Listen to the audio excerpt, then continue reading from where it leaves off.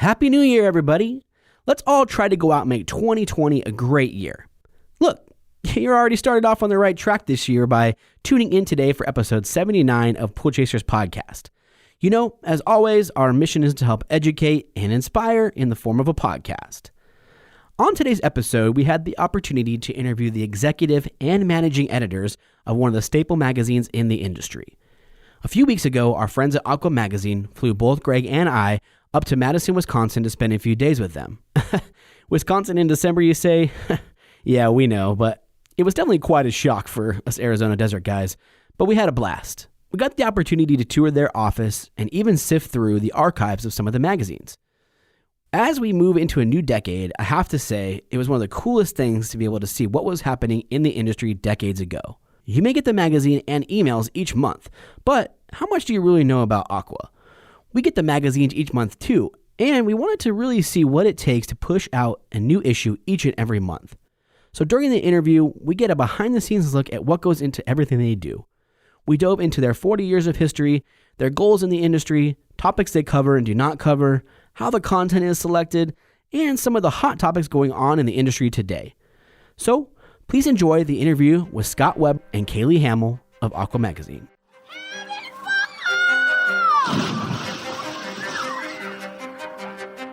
Welcome to your go-to podcast for the pool and spa industry. My name is Tyler Rasmussen. And my name is Greg Villafania. And this is the Pool Chasers Podcast. All right. Well, we're all the way up here in Madison, Wisconsin today with the Aqua Magazine headquarters. Thank you so much for having us here and showing us all around the city. Appreciate you guys taking the time and appreciate you joining on the podcast today. Yeah, thanks for coming and thanks for having us. Yeah, it's been great. Yeah, the apartment is awesome, by the way. Oh, yeah. Yeah. I keep looking at, so gave Tyler the bedroom. I took the couch and I keep looking out there on the patio and the bike is out there. I'm like, man, I'd love to take that thing out, but it is 15 degrees outside. Yeah. I'm not doing it. Oh, we actually went to the very top last night as well and got to look at the Capitol building and all that good stuff. Amazing view. Yeah, absolutely. It's nice up there. We're really and you lucky can run to back have into the fireplace. Really cool. Yeah, I like popped the door open for him so he could run out real quick and then we shut it. It's free. Definitely not used to that as desert boys. But can you just introduce yourself to listeners? I'm Scott Webb. I'm editor of Aqua, and I'm Cailley, and I'm the managing editor of Aqua. Awesome. Thank you. So we kind of like to get a little bit about the backstory of everybody that we interview. So maybe Scott, we'll start with you. Can you share some of yours, how you kind of grew up and got into? I grew up in Indiana, and I thought I wanted to be an engineer. I got a degree in aerospace engineering, and I was an engineer for 5 years. Didn't really like that much. The atmosphere wasn't what I liked. There wasn't as much human interaction. There was a lot of computer interaction, and it was a big company. So after 5 years of that, I got out and kind of kicked around, did a few things, failed at trying to be an entrepreneur. I taught a little bit at the university, and then I answered an ad to be a technical writer, got into magazines, and that's where I've been to this day. That was about 25 years ago. But you mentioned last night you grew up, or you were born in Germany, right? Mm-hmm. Yep. How was that? My dad was a principal on an army base, and he was transferred to different army bases throughout Europe. And my siblings were born in Germany and France. And they were Americans. And when their tour sort of ended, they just came back and moved to Indiana, and that's where I grew up. Why Indiana? They were from there originally. Oh, okay. So it was kind of where their roots were. And nice. What was the business that you had started? You said that you took a whack at being an entrepreneur. Oh, yeah. At that time, the internet cafe was just getting started as an idea. The internet was still pretty new and undeveloped. And I thought that I'd start the name of the business was the Free Net Cafe. You got your internet for free at the screens, and then we tried to make it on the margin with coffee and bakery items. And turns out I'm not a very good entrepreneur. I'm really better at like being part of a company. And it takes special skills, I think, which you guys have. You can see it in your eyes, and you can see it talking to you. The entrepreneur is a special creature, I think. I don't have those skills. And after a couple years of losing money, I gave up on that and ended up doing this actually directly after that, immediately. Well, we appreciate that. I mean, I like to think that your head was on right, though. Like you were pretty progressive in starting something like that at that time, because that was like the early mid 90s. Yeah, and got a lot of press, which would have been helpful. I mean, it was a new thing. It was a new thing for Madison.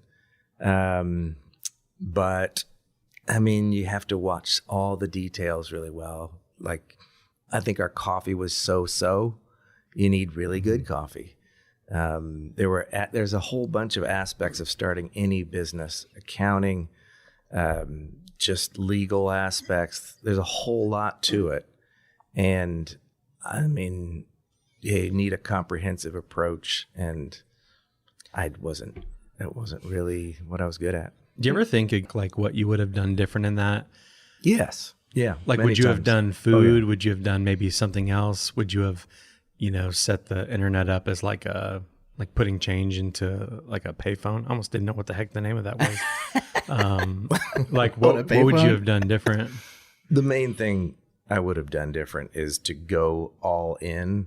Like, there were so many times when something was going to take a large capital investment, and it would require me to take out a mortgage on my house, or, cut into savings that I'd had for retirement, or just things that I wasn't willing to go all that way. I wasn't willing to max out credit cards. I wasn't willing to go all the way to the end. You got to go all in, I think, to make a new business work. And you got to be committed down to your final fiber. And I was married with one kid at that time, and I couldn't quite pull the trigger on some of those decisions. Right. Do you think if you would have invested all of that into it, it would have done well? I think, yeah. I think I would have had a better shot at it. And I think when you really do commit yourself 100%, if you're saying, I'm going to die before I let this business die, you usually make it. And I wasn't willing to go that far. For sure. Yeah, I guess that is definitely the entrepreneur spirit, is you kind of just put it all out there and risk it all. Yeah. Yeah. So what did you start writing for when you were a technical writer?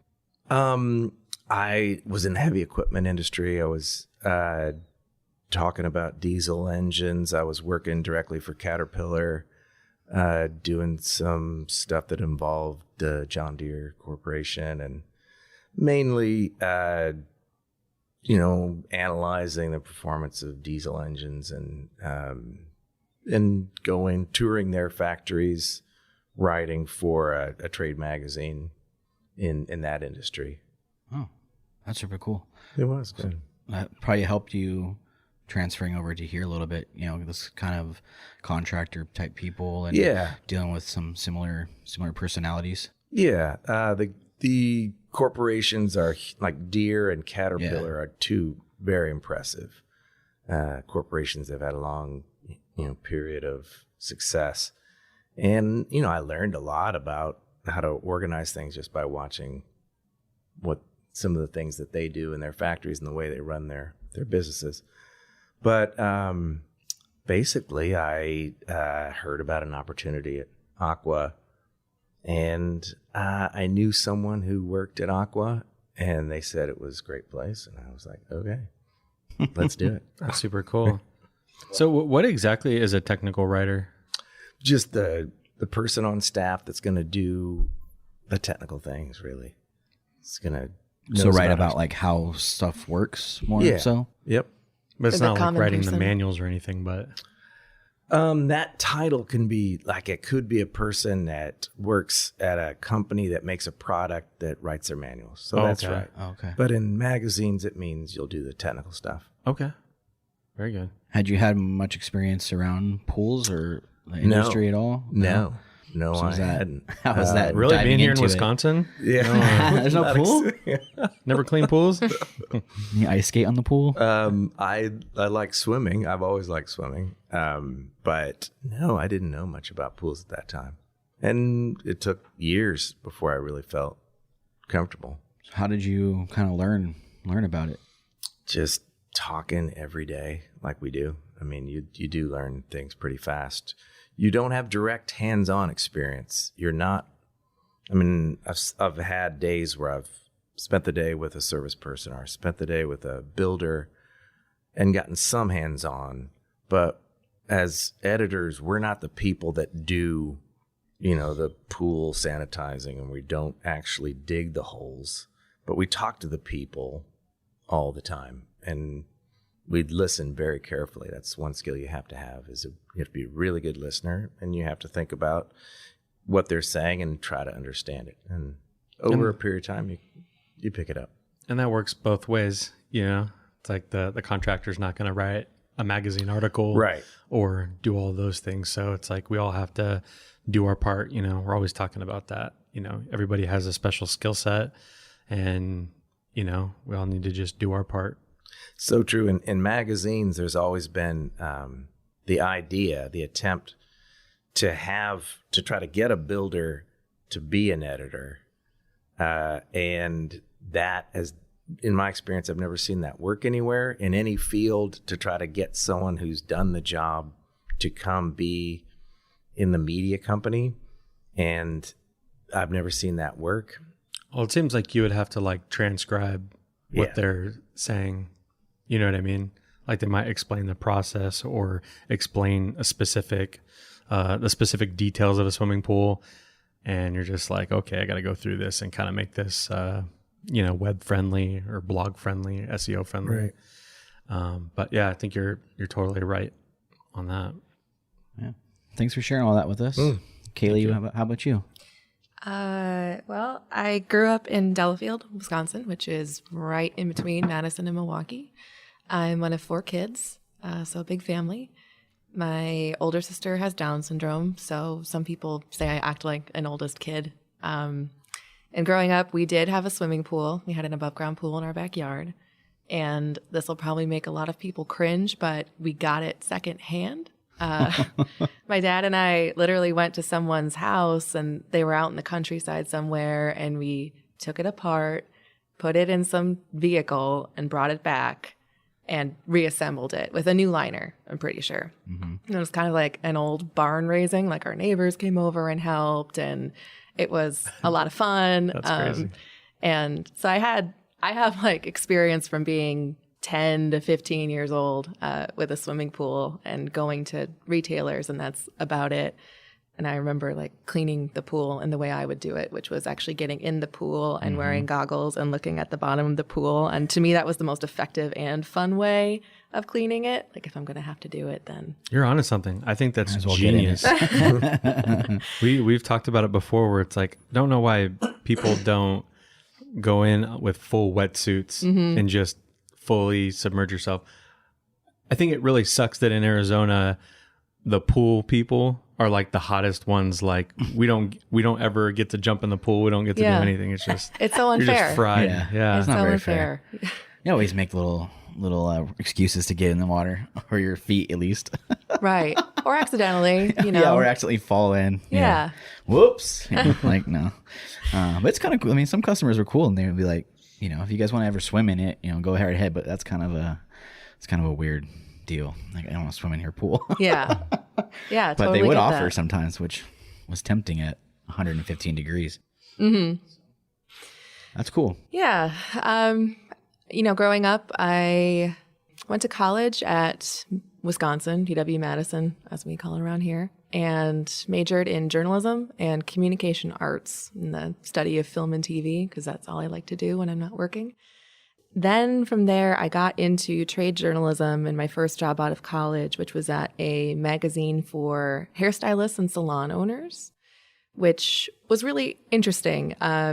It taught me a lot about small businesses and gave me a lot of skills and expertise that really translated well to Aqua, even though completely different subject matter, completely different audience. going to trade shows for that industry is like the total inverse of a pool show. Everything is hot pink. It's all women everywhere.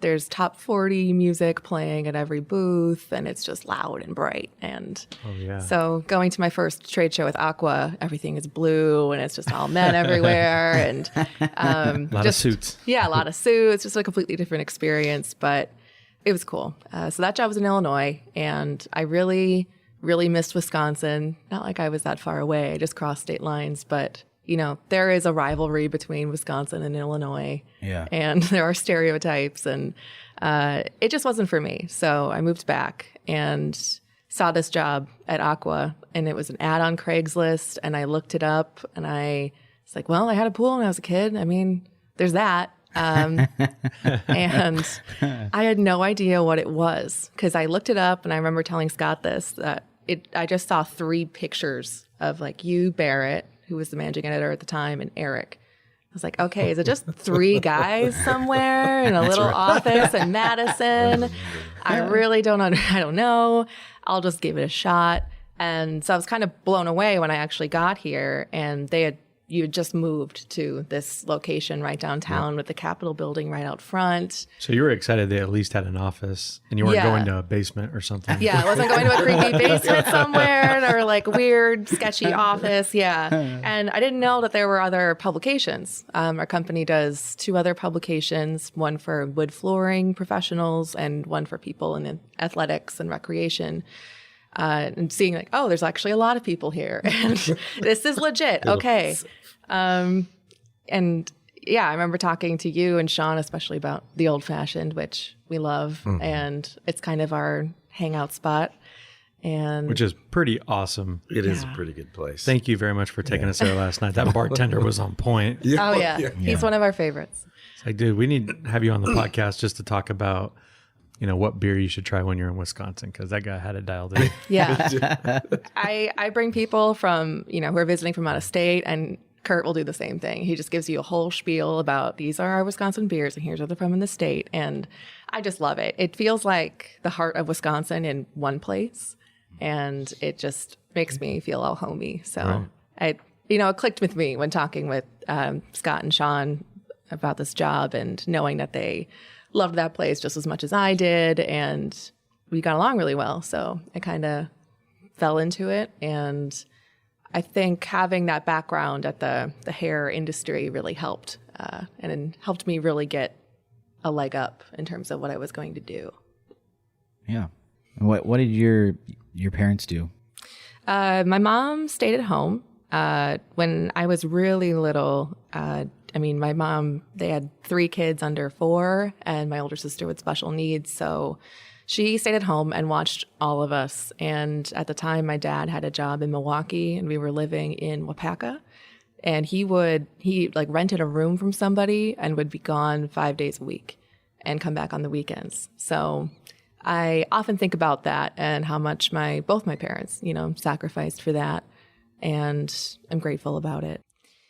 Now, my dad at the time was doing hobby magazines. So he worked at a toy magazine at the time. And that was really cool, because I had a dad who was always willing to go to a toy section of a store and would go on trips and bring us toys. Coolest dad ever. Yeah. Yeah, but it's a double-edged sword. Business. Yeah, it's a double-edged sword, though, because then the toys have to stay in the boxes. And when you're 5, that's not your deal. That does not sit well with you. But Dad, we got to test these out. Yeah, like open this up. I got to play with them for a little bit. I got to know. Yeah.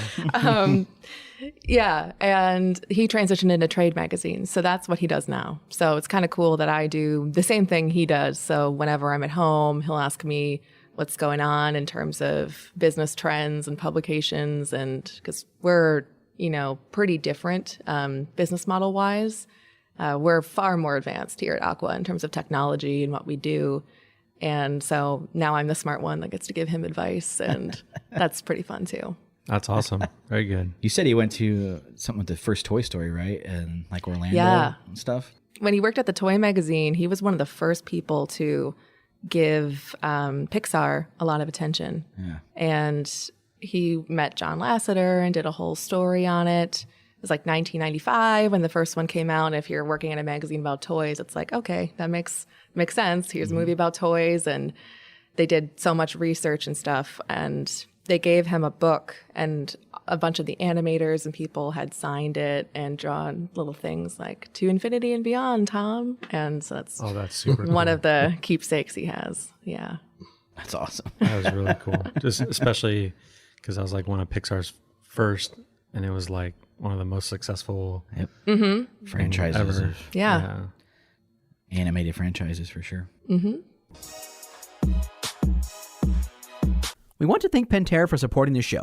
You know, as a podcast for pool professionals, we know that when you sell products, it's your reputation on the line. And when they are Pentair products, it's theirs as well. That's why Pentair's got your back with their trade grade program, which supports your business and reputation by offering exclusive tools and support for lead generation, attractive product rebates and longer warranties, and an unmatched expertise when it comes to accurate equipment selection, setup, and service. So to learn more about how trade grade protects, empowers, and helps your business grow, visit pentair.com/trade grade. That's pentair.com/trade grade, or click the link below. So I know we didn't ask you, Scott, but you know, what is a typical like day? Like maybe you can explain kind of what you do so that people can sort of understand, you know, kind of a bird's eye view of what you do here at Aqua. Getting here in the morning, checking emails. I'm trying to think about how to explain this without it sounding really boring. Don't forget to squeeze in the planking part, Oh gosh, yeah. because that is a very interesting part of the day. We started a new tradition, which was an idea born at the Old Fashioned that I wasn't there for, or else I probably would have voted against it. But That's where it started. that's where it started. Everybody just drinking it's time to plank. We should Yeah. start stretching. So every day at 10:30, my friend Kate leads us all to the front of the office, and we plank for increasing amount of time. It's 2.5 minutes now, and play some music and just goof off. And for a company that's called Athletic Business Media, I guess that makes sense. So, we plank at 10:30. On Tuesdays and Thursdays, I do our e-newsletter, making stories live, trying to tweak everything to make sure it sounds really great and SEO friendly and clickable. And generally, aside from that, just spending a lot of time doing research and interviewing people and, brainstorming with Scott about what our game plan is for upcoming issues and who we might want to talk to. Because it's our goal to find the best people in the industry to talk to on any given subject. And we do a really good job at that, I'd say. We have a lot of connections and we've made a lot of friends, and that helps a lot. Yeah. What do you think? Yeah, every day's different. We all know everybody on the staff. There's really 4 of us that are talking all the time, and we all understand the job. Everybody, you never have to tell anybody why you're doing something because everybody knows exactly what the goal is. They know what a home run is. They know what a strikeout is. They just everyone knows what we're trying to do.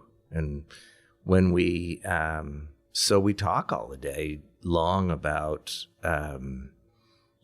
opportunities to really get a good message into the magazine and ways to just develop that. There's a bunch of people that contribute to the magazine, and we just we're keeping those people organized, moving in the same direction, trying to at the end of a month, every single month, we have to assemble a magazine that's going to be about 100, maybe 116 pages or something. Mm-hmm. And all those pages have to be relatively perfect.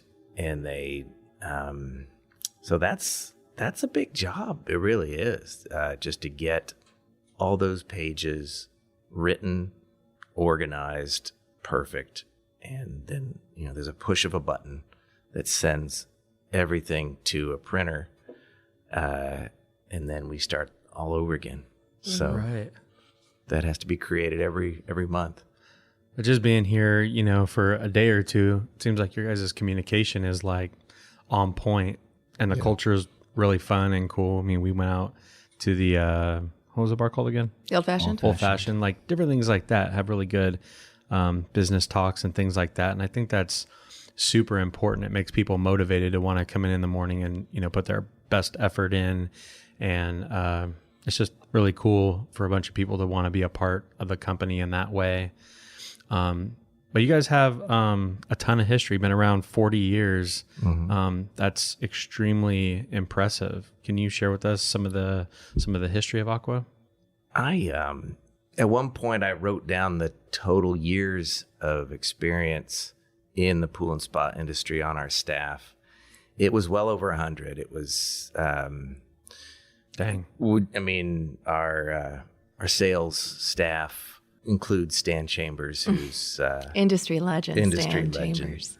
Stan Chambers, who's been in the industry 40 years. The entirety of Aqua's history, right? Back when it started as spa and sauna, right? Yeah. Sean Gahagan, our publisher, I think he's 29 years. Eric Herman is 25 years. 30. Yeah, 30 years. For me, it's 19. Cailley is 7. 7, but that's still actually, you're kind of, I mean, yeah, for becoming a veteran. Being a millennial, that's a long time to stick around in a job. Exactly. So, yeah, most definitely. And I know last night I was talking with Sean, was it? And he was talking about the history from like the very, very beginning. He said that there's a video on Aqua, which if you're listening, we'll put it in the show notes. You could check it out.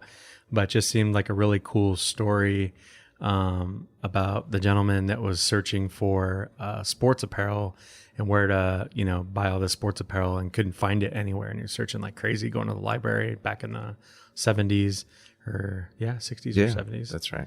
Yeah. And then ended up, starting the magazine or the catalog. And that's usually how, businesses start. There's a need for something, you're trying to find it. And there's other people out there that are probably struggling to find the same thing. And it just kind of blossomed from there. But that's really cool. I love the stories of the early days of the pool and spa industry. It was so different in those days. And we like to write about it. We like to talk to people who were around when, in the 70s and 80s and 90s, just the stories about what the shows were like, what the industry was like, what it was like to make hot tubs in those days, what it was like to be a pool guy in those days, what it was like to be a builder. Sometimes, I know you and I, yesterday, we looked through some old magazines. You can just tell the difference from the ads, just the way everything looked. What a different industry it was. So much fun. We're going through this big book that's over here, and just some of the highlighted quotes in there were just, they make you crack up, because it's like, man, it's crazy how much things have changed. But a lot of kudos to the people that put that stuff together back then, because, we're talking about like, dude, like Adobe wasn't around, when, Photoshop and Illustrator and all these different things weren't really around. A lot of that stuff is like hand-drawn illustration stuff in there. But it's all really cool stuff. Did you tell them about the vinyl liner cover we did? No. Back in the day? Yeah. Go ahead. That was... Sometimes we look back at these old issues and find inspiration for what we do now, because a lot of what we do is kind of the art of taking something that people talk about all the time and we cover all the time and twisting it a little and making it feel new again. So we always do stories on vinyl liners and new patterns and the like. And we referenced an old cover from the early 90s that had people on the cover wearing vinyl liner outfits. Which was, so we're like, wow. Yeah. And to accomplish that, they contacted vinyl companies to acquire a bunch of vinyl, and then worked at UW Madison's like textile and fashion design department, and they created dresses and things like that out of this really weird thick material. It sounds like a Project Runway challenge or something. And they put it on the cover. So like you were saying, Greg, now we can do that in Photoshop. Yeah. So that's what we did this time. But there's a reason why 20 mil vinyl never caught on in New York and Paris as a material for high fashion. Right. If you see it worn, you understand that. Well, they should have gotten a ton of people together to make a pool. Like everybody was wearing like an outfit, you know what I mean? And everybody just stands up straight and they just fill water in. That would have made more sense. Like, want a pool? Just get a group of people dressed in vinyl, stand in a circle, Yeah. fill her up. Go have fun. Somebody do that. That's a great idea. So maybe we could talk a little bit more about like the history and just kind of the sort of the evolution of the magazine, kind of from the beginning a little bit. Well, we started as spa and sauna, and we really only began to get into the pools in the 90s, I think. This was really before my time. I started here in 2000. And then, it has changed a lot, really, in just the way we approach, the way we approach the job. It seems like it changes year to year, honestly. Part of it is we learn more and we get smarter. What we really try to do all the time is to understand the service people and the builders and the retailers. Every year we really focus and listen and try to understand what their lives are like. And you do get better at anything that you're trying to do over a long period of time. And the magazine changes as we get better at understanding the realities of our readership. So I feel like the magazine's changed and improved as we've really worked at that. Mm-hmm. Has it always been here in Madison? No. It started in California, Yeah. right? Yeah. And Did it really? Los That's Angeles. why Stan is still Right. out there. That's where he got started.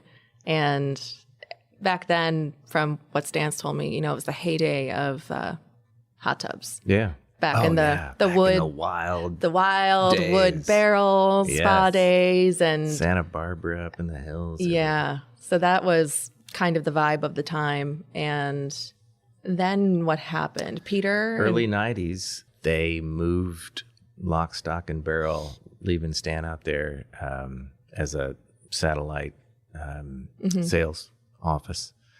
And moved the whole operation to Madison because the owner, Peter and Gretchen Brown, moved to Madison. Oh, okay.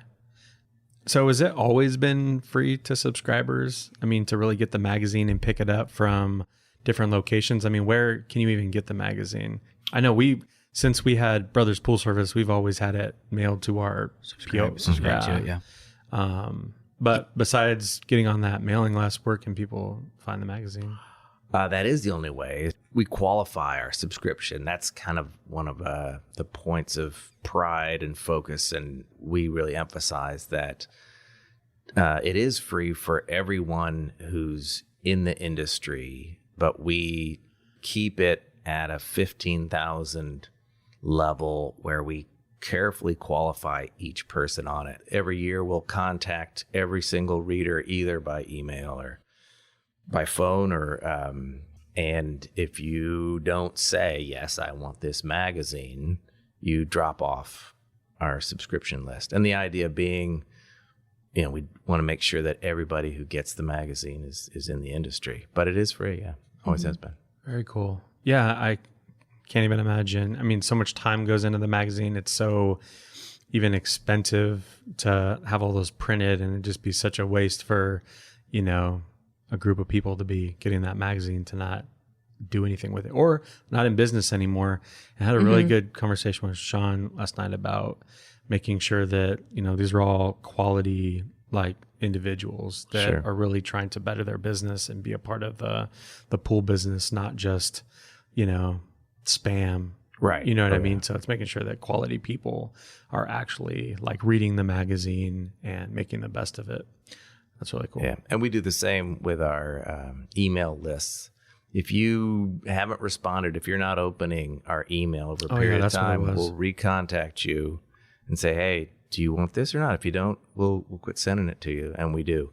So we work pretty hard at staying really clean on our email lists and our subscription lists. And we try to generally not to be annoying. Yes. Which is also part of that. Good for you guys. Yeah, we're very conscious and, prioritize our relationship with our readers. And we often talk about, okay, is this, are we sending too many emails?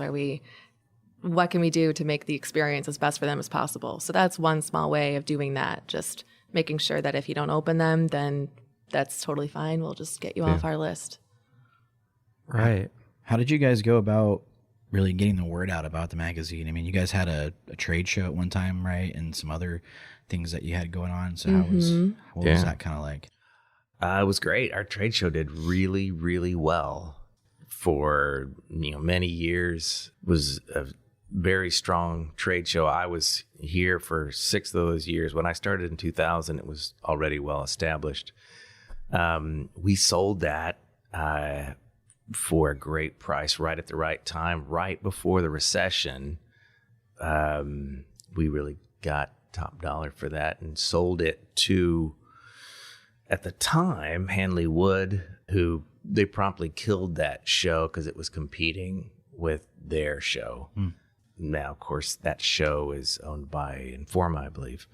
So, yeah, but it was a great show and it was a lot of fun, too. We still talk about it sometimes, maybe going back in that direction, but... It was called the Aqua Show, and people come up to us at trade shows and they still talk about it. Stan Chambers used to sell all the booth space, and he still talks about it, just itching to get a floor plan together and put on a show again, and stuff like that's just in his blood. But from what I've heard about it, it sounded really great. Yeah. If we ever went back into that, we would try to do something really different. There's shows out there that, I think are great places to meet. And if we went back down that road, we'd come up with a new concept and try to make that work. Yeah. Very cool. What was it? Do you remember what it was like kind of making that transition from like print to digital?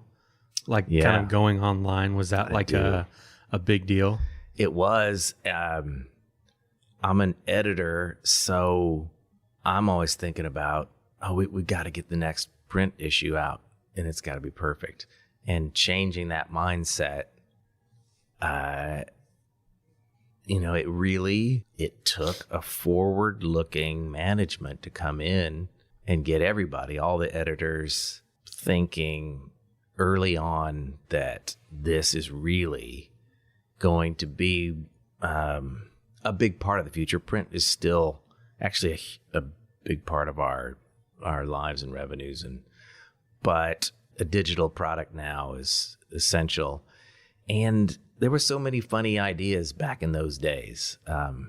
This is 2006, 2007, when we really jumped in hard and really led the way in this industry to a really strong digital presence.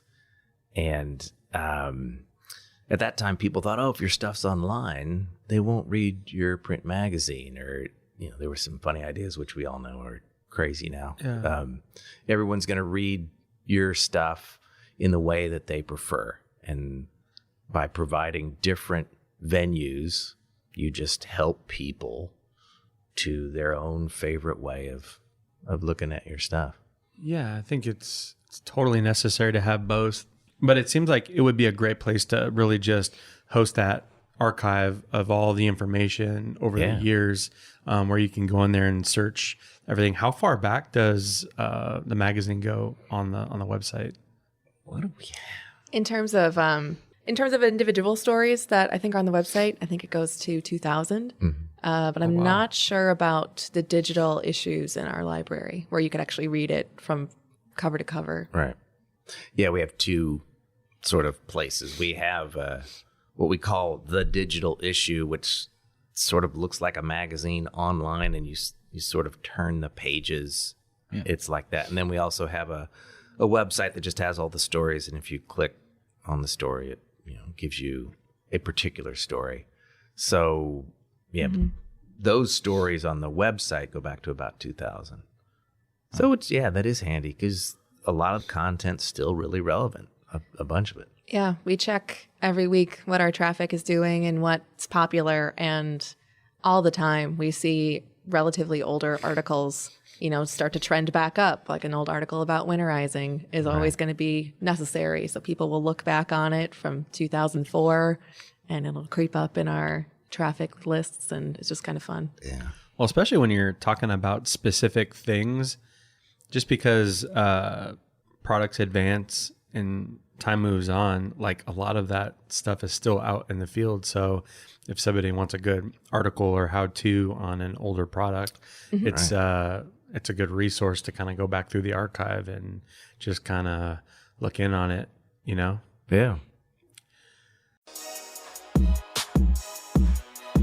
Hey, Pool Chasers, our live tour is about to go into full swing. We have 3 live events coming up in January. They are in Phoenix, Houston, and Atlantic City. Our Phoenix show is next week on Saturday, January 11th at the Rebel Lounge from 5 to 7 p.m. We'll be interviewing Kevin Rondo of Rondo Pools. They are one of the staples here in the Phoenix Valley, and we're very excited to share their story with you. We have some great interviews lined up for the next couple of shows, but you know what? The tour is really about building relationships. We encourage you guys to come hang out with us and other pool professionals because we've really met some of our best friends in the industry at networking events just like this, and it changed our business forever. So don't miss out on this incredible opportunity. Tickets are free, so sign up now by going to poolchasers.com/events or by clicking the link in the write-up below.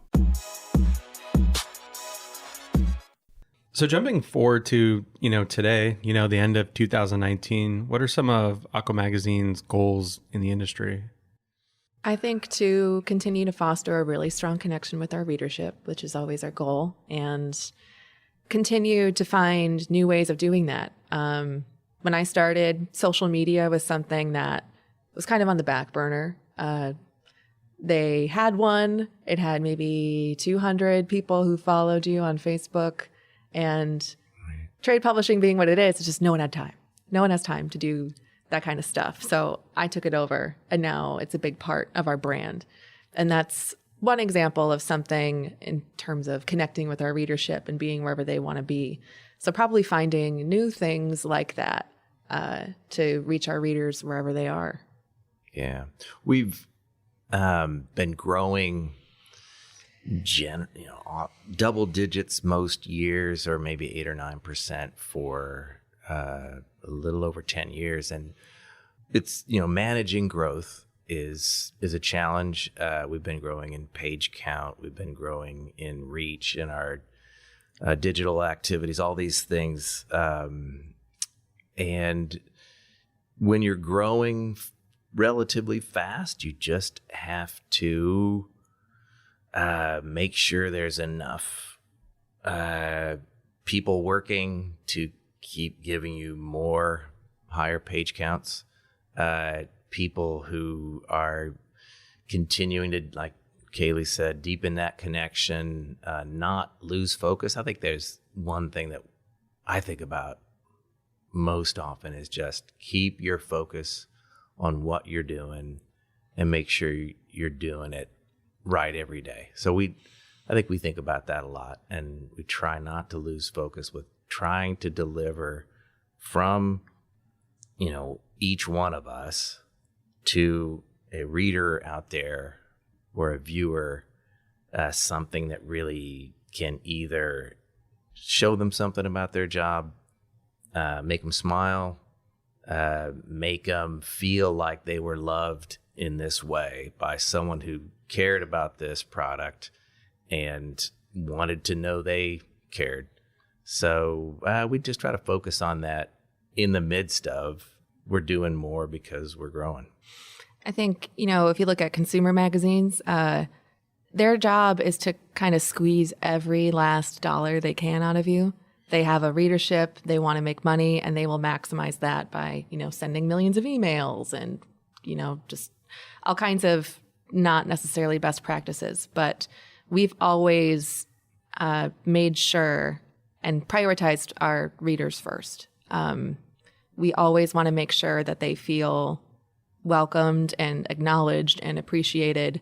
And I think we hold that in higher regard than other publications, is what I'm trying to say. So I think that's also what separates us from other publications in general, just how much respect we have for our readership and the ways we try and show that with each and every issue.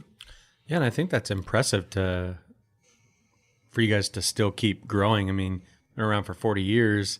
There's only so many people in the pool industry, and that's really being progressive to where all the new people coming in, they need to subscribe and get the Aqua Magazine in the mail and get the emails and all that kind of stuff. So I think that's really cool to see those numbers still kind of growing, because it's like 40 years, because pretty much everybody knows who Aqua Magazine is. So to still grow, that's really impressive. And is it just here in the U.S. or can people get Aqua Magazine in other countries? North America is where our free subscription goes. There we have people overseas, but if you are getting the magazine in Europe or Australia, then you have to pay for postage. Like nobody else has to pay for postage. You're just going to get the magazine for free. Mm-hmm. But okay. So our overseas people have to pay to get it over there because it costs more. Yeah, it makes sense. It could be a little pricey. I've sent something to Australia before. That's not cheap. So what's the mission statement? I mean, of Aqua? You mentioned that to me over the phone and stuff in some of our conversations. Mm-hmm. Our tagline is your trusted partner in the spa and pool industry. And I think that's, really how we see ourselves. We just want to provide as much information and education as we can to help our readers do better in their jobs and make more money and live better lives. That's probably what I would say. Yeah, that's a good summary. That's awesome. Very good. What topics are, being discussed in the magazine? What do you guys cover and don't cover? And technology is a huge one. We kind of unofficially have different areas we focus on. Scott does a lot of service stories. Eric Herman focuses a lot on builder, and I focus a lot on retail. And in all three of those areas, there's all kinds of technological changes that we're really keeping our eye on. Things like the smart water sensor movement. Scott's done several stories about advances in technology, like wireless pool lights, and also things like the new pump regulations, things like that.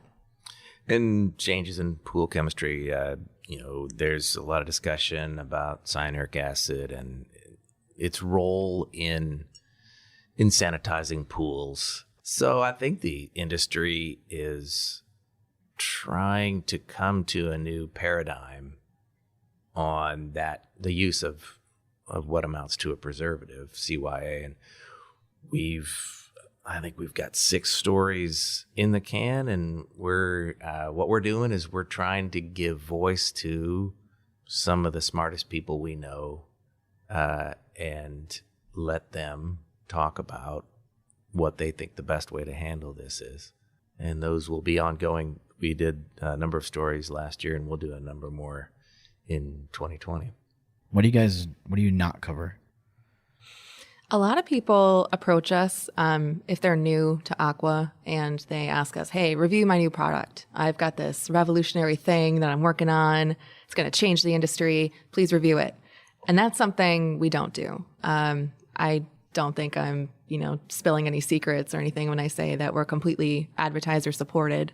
So there are some conflicts of interest that can be created when you do review something. So that's really not something we're going to do. It just doesn't work for our business model. Anything else? Well, a lot of people will, oddly enough, they'll contact me and say, there's a person who works at this company who has been terrible to their employees. And they'll talk about an incident that happened where someone maybe didn't treat their employees well, or in this person's opinion, or there'll be, often people will contact me saying, I've got a competitor who's a real asshole, and, you should know what kind of person this is, and you should put something in your magazine. We just don't get into that. You're not the tabloids. No, we're talking about how to help you get better at what you do, help you make more money, help you handle your business more effectively. And we have what I call a positive habit. And it's just the habit of taking a positive approach to the business and to the industry. And that's served us well. I think it's the nature of our people as well. We're a positive group, I would say. You haven't met all of us, but you've met some of us. And I think that qualifier applies. Absolutely. Yeah, me and Ty have been talking and made the decision that we like you guys. Quite a bit. So glad to hear that. Just kidding. You guys know we love you. So you guys come out with a issue every month. How are you selecting that content? What determines the topics that get put in there? What is kind of the process for that? We do have an editorial calendar. Most publications have such a thing. So we decide from the very beginning, like even in summer, like for the following year, that these are the subjects we're going to cover. These are the months we're going to cover them. So that helps gives us a structure in terms of what areas we might need to be on the hunt for stories. And from there, I would say it's kind of what jumps up at us, what makes us excited. One of my favorite things about this job is when I come across something that makes me really, really excited. And then I go to Scott's office and I tell him about it. And those ideas are generally what makes the best stories. Those are the good times when you have just like something just comes to mind. You're like, oh my gosh, like that'll make an awesome story, or that'd be a cool photo, or whatever it may be. And it just gets you fired up. Kind of recharges your batteries a little bit. Mm-hmm. Yeah. When you know you're going to have a home run, it's so exciting. That's our fuel. And we talk so much. You were asking what we do on a daily basis. A lot of it is just talking about what we're learning. And through that, someone says, hey, I just heard, this person say that they're, developing this technique. And, we start to talk about it amongst ourselves just because we're interested in what's happening.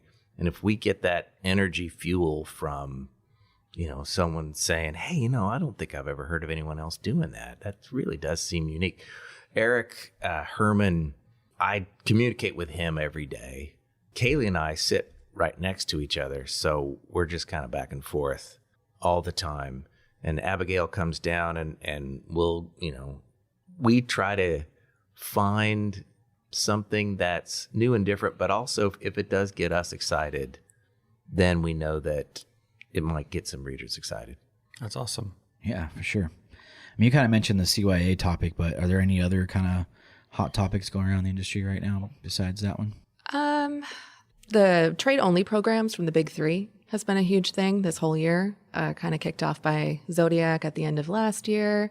That's something we're following closely, and that's a big subject that we hear about from our readers and the people we interview all the time, just how much that issue affects them and how excited they are about those changes to their trade programs and warranties and pricing and all these things that will help make it easier for them to compete. That's one area. Yeah. There's been dramatic growth in the fiberglass pool industry for various reasons, and that's been ongoing. But it's a real story in that, the market share of that particular type of pool is gaining, and because of lots of forces. And we've written a number of stories about that, and we're continuing to write about the reason why that, you've got your vinyl liners and you've got your gunite and you've got your fiberglass, and why that's picking up some market share. I'm currently working on a story called The Age of Aquarius in the pool and spa industry. I didn't know that. This is the sort of thing that you said. This is a book? Yeah. No, it's just a. It sounds like a title for a book. Whoa. Because I think one thing that's changing is a sense of community in this industry. I've been almost 20 years in this industry, and 15 years ago, there was so much more of an attitude of my competitors are my enemies, or they're people that I'm trying to really work against. And I'm seeing all kinds of examples of people working together and just creating a community, realizing that if we all get better, it's going to lift everybody. I think you guys are creating a new community of listeners that are all sharing a certain mindset, and they're, the people that listen to your podcast are sharing the spirit that you guys bring to this, and they feel like they're all rising together, and they feel less of a competitive thing. There's other examples of how people really are sharing more, even within communities. I'm thinking about Dan Lenz at All Seasons Pool and Spa in Chicago. They have a exchange program where they'll take one of their employees and trade it with another similar pool and spa company in another part of the city, and those people will switch places, and they'll each learn the culture and the practices of the other business, and then after 9 months or a year, they move back, and they're filled with new ideas from another company, which you can only get from the inside. Just things like that I'm seeing that have really changed in this industry.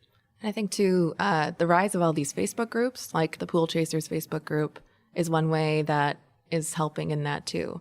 I think it's really powerful for people who are working in the field to be able to pull out their phone and take a picture of a funny equipment pad they just saw or whatever, and be able to share that with other people. Yeah. That's huge. The online groups are really creating that community, of another kind. Definitely. That's another great resource. I like being able to actually search within the groups, because I don't think a lot of people utilize that. But going into the groups and say you want to learn more about IntelliFlow, you just type it in every conversation that's ever had that in there, it'll pull it all up. So it's like another little search engine within a group. So even I know a lot of stuff with HR stuff, QuickBooks, stuff like that. Software is really big. Software stuff. You just type it in there and bring up that conversation.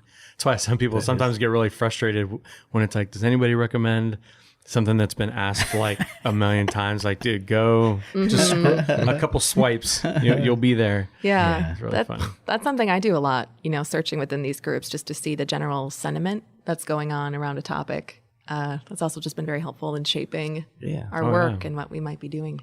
Yeah. Well, that's our job, right? Is to, stay informed of what's going on, what the people are talking about, what they want. And, it feels good to be able to answer their questions through a podcast or a magazine issue, and it has a dramatic impact on them and their business.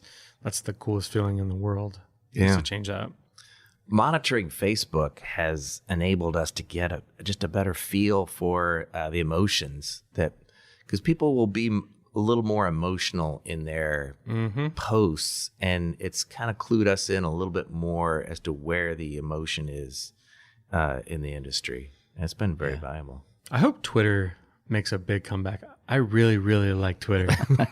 I've always loved Twitter, just because it's a lot more, it's so fast. You can put your thoughts in real quick, add photos, and it's not so much of some of the pressure that I think that's on Instagram or Facebook. Same with Pinterest. It's just so much kind of easier to kind of hook up there and just kind of have fun with it and share ideas and different things like that. And you can only say so much. You can't ramble on for forever. I love Twitter. Aqua has a Twitter, but I don't think it's as thriving of a community for us as Facebook. Yeah, I don't think too many people are on Twitter. I mean, they have usually accounts, but it's not really the hot spot. Yeah, where people are hanging out. More like a news platform than anything. Oh yeah. And just for me, I just love seeing whatever the latest meme is. going on Twitter is where I find that stuff. And then sometimes we take it to our Facebook page. The sports stuff is always hilarious. Like we'll go back and forth and send stuff. Somebody misses a field goal and just, man, people get creative really quick. Like literally just happened. And there's like this crazy meme for it. I'm like, damn. I'm like, somebody was just waiting for something to happen. It's really fun. Yeah, I love that. But it's kind of cool. We were talking the other night, like, there's so many, or last night, about pools in movies and pools in memes. Like you can, when you're around pools, like we think and talk about it all the time, like you just start to see it everywhere. You've talked about multiple times, like every scene in the Kardashian show is like featured around a pool. Like it starts out at one of the pools. Like it's kind of crazy when you look at it, when you're working this industry and then you see it and you're like, man, everything, like all these movies have pools and like it's all featured around. I think you mentioned a couple movies that you guys, or articles you guys did, right? A Wonderful Life. Features. Jimmy Stewart It's with Wonderful Life. Yep. what was it, the college or the high school where the floor that opens up? Yeah. Which is amazing for that time period. That is so funny because I brought that up last night, that was one of my favorite movies. And that was like the counter to that was like, just did like an article or did something about that exact pool that Jimmy Stewart was dancing on in that movie. And it still works. And I'm like, that's pretty advanced. That was pretty crazy for that time. Oh, heck yeah. Yeah. So even turning a key to like open that floor is pretty impressive. That's amazing. Yeah, I keep an eye out for that kind of stuff too. That I got some horror movies on that list. Yeah, we did an article of our favorite, pool scenes, and I wanted to get Final Destination in there, but Scott said no. I get why, but I'm still mad about it. Well, swimming pools are such a big piece of the entire, I think, human culture, especially in North America, because it's been even back from like the 30s and 40s in advertising. There's an insane amount of advertising for Pepsi and Coke and all these different, and they're all by the pool. They're got a barbecue. If it's a hand-drawn illustration, it's by a pool. Like the GQ magazine I was telling you about, how crazy the cover of that's Brad Pitt, and he has aviator shades on, and the reflection of the aviator shades is a kidney-shaped swimming pool. Cool. Nice. So there's like the spread in there where, he's just being him, Brad Pitt, and there's a swimming pool right there. But when you see stuff like that, it's like GQ, swimming pool, like Brad Pitt, like it doesn't that make you think like you're a part of something like pretty freaking badass? Yeah. That's really cool. The cultural history of the pool, and it's something we about every 5 years we'll do a big story just on the history of the pool and spa industry and what it's meant, because it's cool. It's beautiful. It's interesting. It's just really funny. Like all the old pictures, though, the pools are always freaking green, just because it was a different time. Like a lot of like Slim Aaron's photos and stuff like that. Like the pools are all like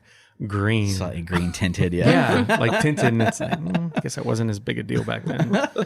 It impresses me a lot about like that. Even that is like the people still don't understand that this like whole industry is a business, because even like, I mean, you see all those pools and pictures and it's like people still sleep on this industry. Like nobody knows. Right. There's a lot of people in this industry that make really good money, by running this small little business that kind of hides under the radar. I think, when you talk, and we had the same like feeling from people when you say you're a pool person or a pool guy, everybody kind of looks at you like, oh, it's like, yeah, you keep thinking that because I probably make more money than you, right? Yeah. Like it's pretty crazy how much the outside world doesn't see it, and I didn't see it. Like I didn't even know when my friend bought that pool route. I'm like, why did you buy a pool route? That seems so weird. Like I didn't have a pool guy growing up. My mom did it, and it's like, I feel like they're like, that's cute. Like that's really nice that you give back to the community. Right, that's what it feels like. I was thinking about But also, when are you getting a real job? Yeah, that's what it feels exactly. like. Yeah, you retired? You just doing this to get out of the house? I like it. I mean, you can keep sleeping on it. There's a lot of good people in this industry that make pretty good money on it. The business It's end, though, is behind the scenes. Yeah. Like, what people see is people relaxing by a pool, or they think of relaxation, and the business end is all either the builder that came and put it in. You don't see that. The service person, you don't see that. The retailer is selling products. Really, what you see is someone lying by a pool. And that idea just permeates everyone's thought. And it doesn't help either. I mean, talking about pop culture, just the general idea of what a pool boy, it does not at all accurately represent the reality of the job Yeah. and just the profession. That's made it much more difficult for a long time. Yeah. It's not a new problem, but I see people talk about it in the Facebook group sometimes. Like, when can we get representation of like a real pool person? Yeah. A real service technician. One That's day. interesting. So back to the magazine. I mean, you guys take input from the readers. Like, how would somebody kind of be a part of the magazine if they wanted to be? Absolutely. We welcome any and all pitches from readers or people who want to write for the magazine. That's a big part of how we do what we do. And sometimes we ask our readers directly. At the end of our State of the Industry survey, we have an open field. Like, what do you think we should cover more? What do you think we overlook, maybe? And so that's huge. So one way to get in touch with us would be just to email editors@aquamagazine.com with whatever you're thinking. And we might interview you. We might take that subject and run with it. People do contact us. I mean, there's plenty of people out there that they'll have an idea and they'll be like, that would be a good story. I'm just going to email the editors at Aqua and see if they agree. So we get that certainly every month. I think that's like a really honorable thing to do. Take the time to send an email, or if you have an idea about that, because if you have a question about something or an idea about something, believe me, you're not the only one. Right. There's many other people out there that would like an answer to that question. I guess what comes to mind is that, given what we were talking about earlier, the growing sense of community, it's the best time. Now, better than ever in terms of getting ideas. People want to help each other and submitting ideas, and it's not just ideas, like a cool technique that you're doing, a cool marketing strategy that worked. A lot of people in the pool industry are kind of humble, so sometimes that's hard to get that information out of them. Maybe be a little less humble and just tell us what you're doing. That would really help us out. I think people are afraid of getting bashed. Like, they might give their opinion or something, but at the end of the day, if it worked for you, then it works to a certain degree, and it probably works better than what other people are trying. So have some faith in yourself and just huck it out there. Yeah. Right. Yeah. What do you think has kind of changed that mentality of people to now feel like they can share information instead of being competitors? I think it's the realization that it's what you do that matters. And it just seems like that idea is just more prevalent now that any company will just, here's a company that is say it's a service company. They know that the secret of their success is all the things that they're doing right. And it's hard to get it all right. And if someone else, knows some things about the way you do your business, it's really going to come down to their execution, their ability to do well on their own. And you also realize that your customers respond to the things that you are doing well. And that is not threatened if someone else starts doing things well too. You're still going to have your customers who are going to love you because of the things that you're doing right. And so it's not a threat in the end. And I actually, you can see that in other businesses too. Like if there's a good restaurant in a part of town and another good restaurant moves in next to them, often there's just a whole bunch more people going over there to two good restaurants. It's not a zero-sum thing. I think also, we talk about this all the time, but the recession really wiped out a whole bunch of companies that weren't operating in good faith or with good business practices. Oh. And that leaves the people who survived were people who ran their businesses really, really well and typically have really good values. And that is kind of contagious, as well as the rise of young people, millennial culture kind of growing. I think there's a sense of community there as well. They all want to learn from each other. and that just helps everyone. Yeah, I think the stigma of pool boy, like you talked about, that whole community shift will really help that part, because when we talked about all ships rise, like when you bring the cream to the top and people start educating each other and educating the customers on what a good company does, then that's what will be perceived at some point. So it's good to be talking about the good things and what, like you said, what makes you successful. And if other people mimic that in a way, it's not going to take away from you. It's going to lift the industry, which is what we've been about from the beginning. So it's really cool to see it really start to shift like that. And one of the things that's held the industry back is an overall perception of the public. There are certainly pockets of the country where people have had bad experiences, and that leads all the people that person knows suddenly have a negative connotation with the pool and spa industry. And as we get better at this, more people are going to want pools and spas, because they are going to talk to people who had a good experience and have, the companies that they've worked with in the industry have been straight up with them. And so it actually does create a bigger pie if we all can kind of get our stuff together. Mm-hmm. Right. I see a lot more people in the industry who are so full-heartedly enthusiastic about helping other people as a way to, as we've been saying, lift all boats. I was talking to Derek Todd, who is a reader of ours, and I was interviewing him for a story. And he is someone who really embodies that idea.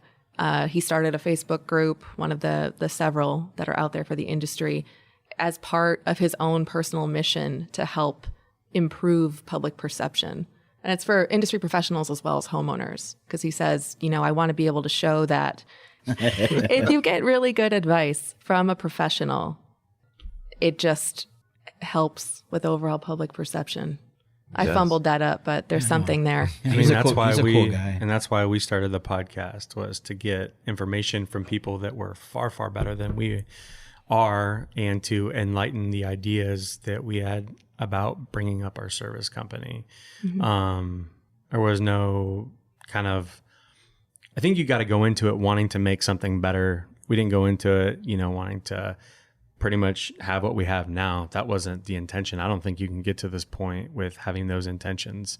But going into it wanting to better people. And I think anybody that wants to get involved in education or do any of that, like, you got to be selfless to a certain degree and really try to help, not just kind of, do it just for yourself to get popular. Mm-hmm. So we're about to wrap up this episode, which was amazing. Do you guys have a book or a podcast or anything like that has made an impact on your life that you could share with the listeners? Wow. It's got to be at least one good book. Give us a book we've never heard before. Our favorite book, or the most influential book that we've ever read, that kind of thing? Or yeah. The most influential book I ever read was War and Peace by Leo Tolstoy, because that book taught me about characters and how there's good and bad in everyone, and the way that book makes it real, how it just showed me how people are in a real positive way, and it helped me see the good in everyone. There's not a character in the book that doesn't have a significant bad side and a good side, and in different settings, those different qualities will come to the fore. At times, a person that you started off not liking displays, a greatness in a certain situation, and vice versa. And that changed. I started reading that book at a young age, and it changed the way I look at the world. It's a great book. Yeah, it's very much applicable to business. Yeah. It's a big book. It is. That'll be an easy one to share. I have that book. I'm going to run in a completely different direction in terms of tone and subject matter. That's fine. So something I like to listen to in terms of podcasts that is just fun is a podcast called My Dad Wrote a Porno. which is what it sounds like. It's this guy in England whose dad is like retired, and he just decided to write erotica, and his son is reading it aloud with his friends, and it's terribly written. And the adjectives are just insane that he uses. So that's just really fun for like good. That sounds hilarious. Good laugh in the car, and it's kind of gotten a big following. The dad has written several sequels, so there's several seasons, and there was like an HBO special where they did it live. Interesting. Yeah, we got War and Peace in that. So There you go. Yeah. Thanks for balancing that. Right. Perfect We balance. needed that. So where can the listeners find more information about Aqua Magazine? can go to aquamagazine.com or any of our social channels. We're on Twitter and Facebook and Instagram, or reaching us at editors@aquamagazine.com. Very good. Well, thank you so much for being on the podcast with us today. We really appreciate your time and inviting us out here to Madison, Wisconsin. It's been really fun, really cold, and we just really appreciate you guys. We Thanks. spent the whole day together, didn't we? I mean, Yeah. basically from start to finish until last night when we all went home after dinner, and it was great. I just really comfortable with you guys, and it was just great having you out here. We just really enjoyed it. Thank you. Thanks so much for coming and braving the cold. Yes, thank you. Thanks for checking out this episode. If you want to find out more about our guests or the sponsors of the show, you can check them out on the links we have provided in the write-up below. We have also provided links to our social media platforms, so please follow us on Instagram, Facebook, Twitter, and YouTube. Our tag is Pool Chasers. If the podcast has brought you any value, please do what you can to support us through our Patreon page by going to patreon.com/poolchasers. And don't forget to subscribe to the podcast to be updated each time a new episode is released. One last thing. If you're not yet in our Facebook group, join it today to be surrounded by like-minded individuals who are all trying to better the industry. Thank you all for the support. We appreciate your time and your ear. See you out there, Pool Chasers.